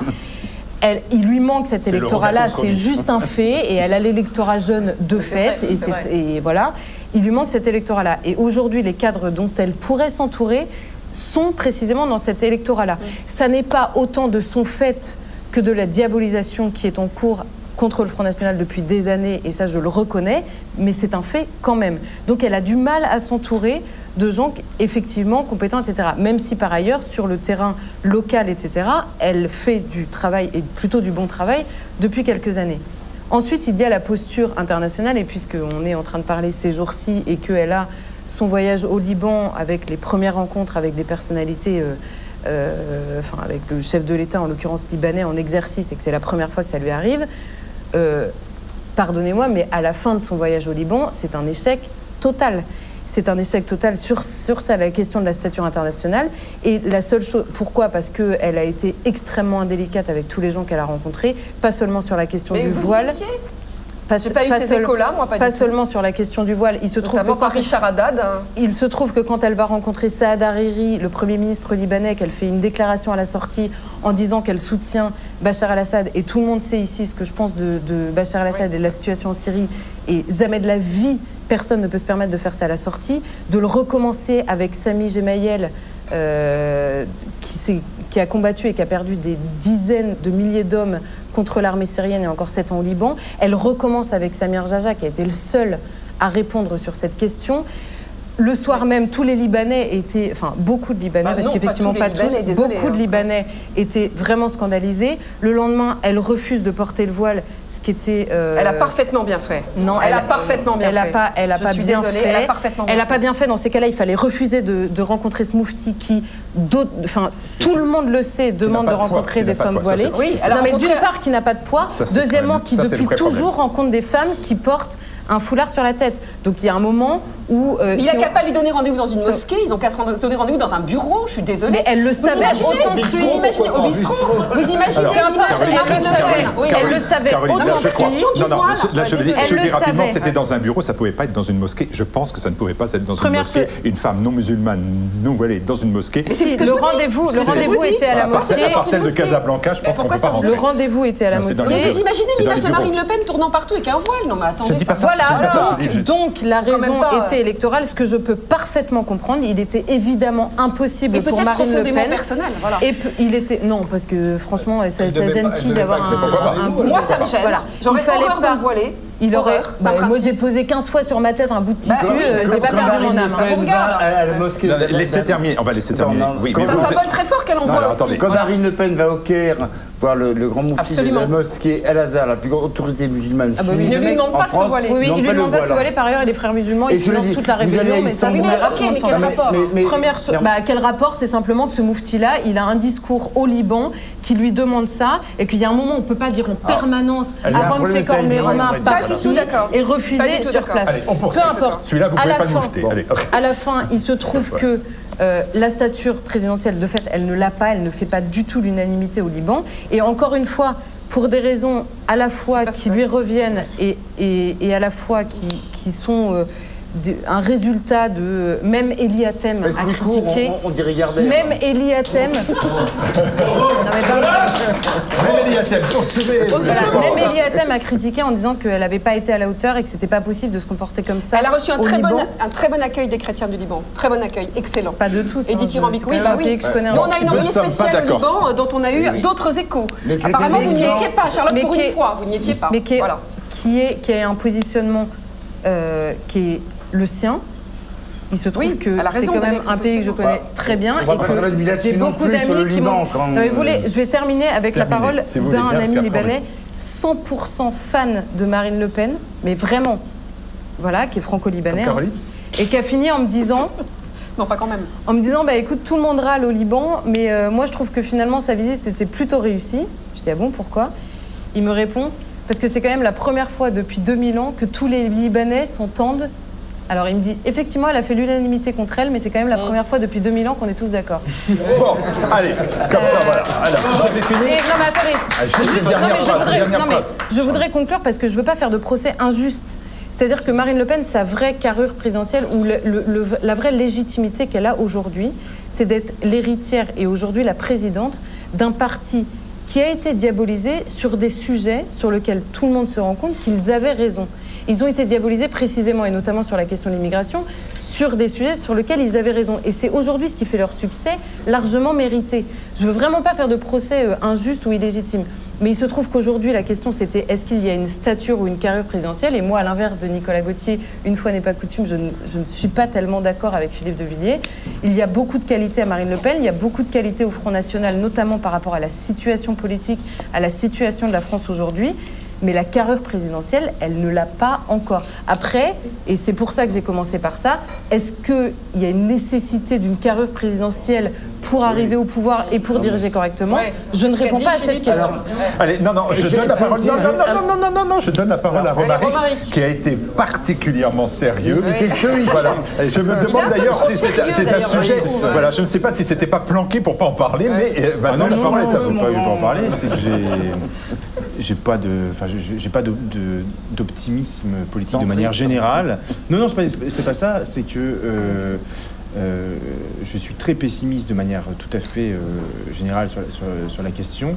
Mais je pense que c'est une bonne... je pense que la question, est-ce qu'elle a une carrière présidentielle, c'est la question à poser, en effet, et c'est la question fatale, parce qu'en réalité, on se retrouve dans une situation où, si Macron, d'un côté, représente des élites abstraites, mondialisées de manière définitive, Marine Le Pen en France aujourd'hui incarne le mouvement du populisme. Et qu'est-ce que le populisme, ou pour paraphraser l'autre, de quoi le populisme est-il le nom? C'est la grande question. En réalité, on ne sait pas, on parle aujourd'hui encore comme si on était dans un système démocratique classique qu'on a connu jusqu'ici. On est dans quelque chose de différent qui est en train d'avoir lieu, entre des gens comme Macron qui sont les marionnettes de Berger, d'Attali et compagnie, et en face, des gens comme Marine Le Pen, peu importe ce qui vient avant, elle, aujourd'hui, en réalité, elle se rallie à une grande vague occidentale qui va de l'Europe de l'Est jusqu'à l'Amérique, qui s'appelle le populisme. Savoir s'il est de droite ou de gauche, on n'en sait strictement rien. Quel est son programme, on n'en sait strictement rien. Tout ça n'est pas formulé rationnellement ou de manière cohérente. Ça répond à une vague compréhensible dans sa rage, qui est d'une certaine manière une rage qui est en réaction avec une certaine oligarchie. Mais est-ce que cette rage, comment elle se formule, et est-ce qu'elle est légitime à un moment ou à un autre pour établir un gouvernement et un pouvoir? Selon Aristote, il y a le monarque, l'aristocratie et la démocratie, et il faut d'une certaine manière à chaque fois un homme ou une femme qui fasse l'unité, une élite qui structure le pays et un peuple qui soit écouté. Et il s'agit de ça. Là, on a plus d'hommes providentiels, une élite corrompue et un peuple enragé.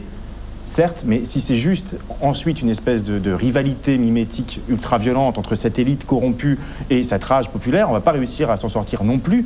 Et en l'occurrence, c'est cette dialectique-là qui est entretenue pour des raisons publicitaires. Et c'est pour ça d'ailleurs qu'on demande à Marine Le Pen si elle a la carrure, puisque finalement c'est l'argument de l'élite par rapport au populisme, c'est de dire vous n'êtes pas structurellement fait pour gouverner. Et le peuple va dire à l'élite mais vous justement vous ne représentez plus personne. Et les deux ont raison, mais voilà. Et Charles, quand on vient de l'extrême gauche, en 2017, c'est qu'on a votre parcours. On vote pour qui? On vote plus. Ah là là là là là là. On vote plus tout simplement parce qu'en fait, j'écoute tout ce qui se dit de manière attentive et j'essaie de voir s'il y a peut-être des éléments qui m'ont échappé depuis un certain temps par rapport à toute cette question de la carrure présidentielle. Je fais quand même remarquer que si on se pose la question de la carrure présidentielle, c'est peut-être qu'on n'a plus grand-chose à dire sur les idées. Donc finalement, on est peut-être dans une posture de justification des idées et donc on va essayer de contrecarrer sur quelque chose qui serait la carrure. On ne s'est pas posé la question de la carrure de François Hollande, qui a été un candidat complètement dépêché au dernier moment suite à une affaire voilà, que tout le monde a en mémoire. Mais on a quand même élu président un homme qui avait pour surnom Flamby et qui le portait bien, on peut le dire. Et donc si la question est de savoir si Marine Le Pen a la carrure présidentielle, on devrait peut-être se poser la question, qu'est-ce qu'elle incarne réellement, politiquement et idéologiquement. Marine Le Pen aujourd'hui, je pense qu'elle en est consciente, elle a une responsabilité. Parce que ça fait 5 ans qu'elle progresse sur un concept qui à mon sens est totalement valide, qui est l'unification des déçus de la gauche et des droitards cohérents. Les cocus de la droite? Oui, c'est ça. Pour le dire plus précisément. On peut le dire, c'est une autre manière de le dire, mais ça revient exactement au même.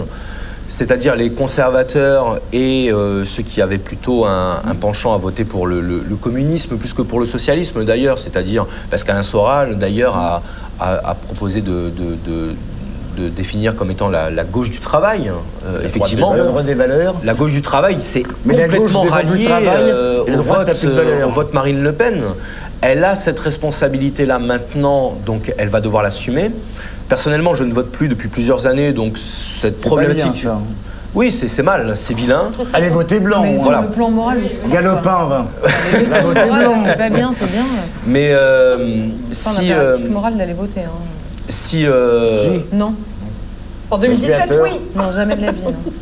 Passons le temps. Oui, Stéphanie Bignon. Non, mais carrure présidentielle ou pas, mode, comme on dit la vérité si je mens, il faut laisser la chance au produit. Bah ça, c'est bien la première fois. Ça croit pas pire que les autres. Donc allons-y, les gars. Ne ramène pas à Macron, ça. Il est bon, mon produit, bon Dieu.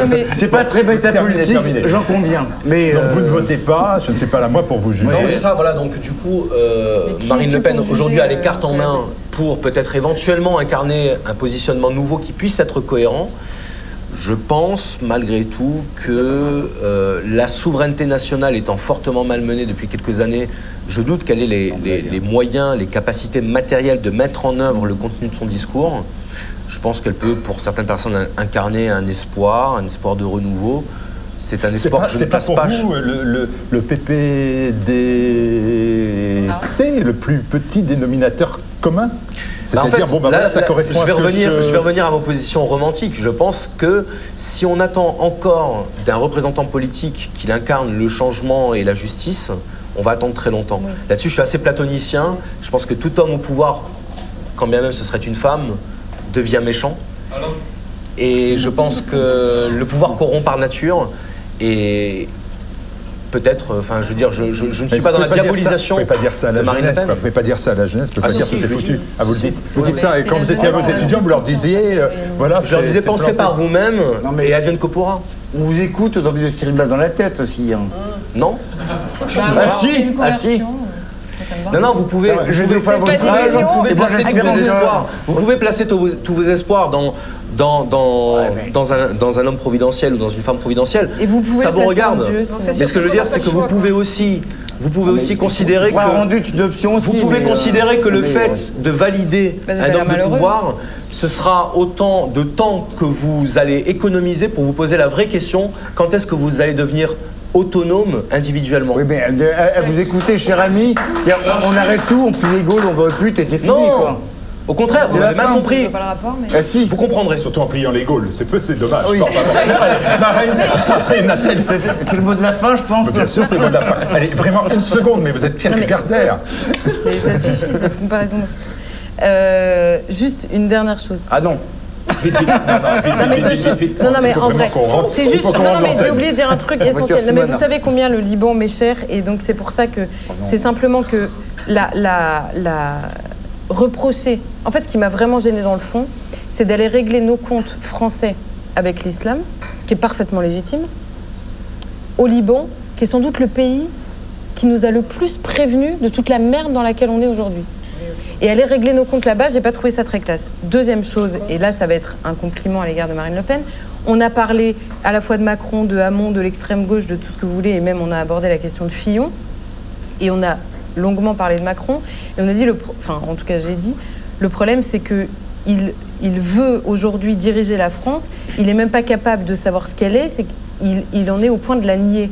Et je pense qu'aujourd'hui, et si tout le monde dit, et notamment dans l'électorat de droite, même si ça n'existe plus, mais moi, pardonnez-moi, j'y crois encore. Mais si ça existe encore. Voilà, dans cet électorat-là et même dans ce monde politique-là, tout le monde dit c'est l'élection de la dernière chance, c'est l'élection qui va être faite sur l'identité, c'est une élection civilisationnelle, c'est toujours des mots qui reviennent. Et en fait, je crois que quand on parle de populisme, etc., en fait, le dénominateur commun, puisque c'est vous qui en parliez, je crois que c'est l'amour de la France. Et ça, s'il y a bien une chose que Marine Le Pen incarne par rapport à tous les autres candidats, c'est ça. Et ça, on ne peut pas lui dénier, je le reconnais. Voilà, allez, consensus. Marine Le Pen a-t-elle la carrure? En attendant, derrière, ça va pas fort. Marine a-t-elle la carrure présidentielle? En attendant, dit Fillon, quelle droite? Marine Le Pen ne veut pas se voiler, elle au pouvoir, c'est l'islam à poil. Et puis non pas voiler, mais voter. Marine, c'est bien évidemment un message personnel d'Ignace. Merci beaucoup de nous avoir... La suite pour vous, l'actualité après ce bouquin, votre actualité? Alors j'ai également... Oui, si, j'en profite puisque vous me donnez l'occasion. Alors j'ai sorti ce livre et j'ai parallèlement sorti un petit livre qui s'intitule Tous philosophes, qui n'a strictement rien à voir ici avec un positionnement politique, qui est un petit livre de vulgarisation philosophique dans lequel j'invite tout lecteur à s'initier à la philosophie à travers des petites phrases du quotidien. Parce que je pense que la vraie émancipation dont on parlait au début de l'émission viendra par la réappropriation de nos outils de production intellectuelle, finalement à Marx, et que donner au peuple les outils de son émancipation sur le plan philosophique, eh bien ça peut pas apporter, je pense que ça apporterait forcément quelque chose de bon. Merci beaucoup Charles Robin. Merci Martial. J'étais content de rencontrer un philosophe, ça fait du bien. On se retrouve dans quelques semaines, dans 2 semaines. Il me faut bien évidemment remercier le public des donateurs. J'en profite parce qu'on me dit souvent comment peut-on rejoindre le public des donateurs? Il suffit d'être donateur. C'est assez simple, d'être donateur. Et alors comment est-on donateur? En versant à partir de 1 €, on est donateur à TV Liberté. Donc à partir de 1 €, on peut être derrière avec le public. Il n'y a pas de choix financier, il y a juste le geste qui compte. Donc être donateur, c'est aller sur la rubrique don de TV Liberté. Merci aux donateurs, à ceux qui sont là, à ceux dont le nom s'est imprimé tout au long de cette émission et qui aident TV Liberté. Merci aux producteurs, Arnaud Soyer, au réalisateur Benjamin Nicolas, à l'ensemble des techniciens qui étaient avec nous ce soir. On se retrouve dans 14 jours très précisément. Et puis n'oubliez pas, faites connaître Bistro Liberté. Une personne qui a vu Bistro Liberté doit le faire connaître à une autre, et ainsi de suite, et ainsi de suite. Et à dans 14 jours.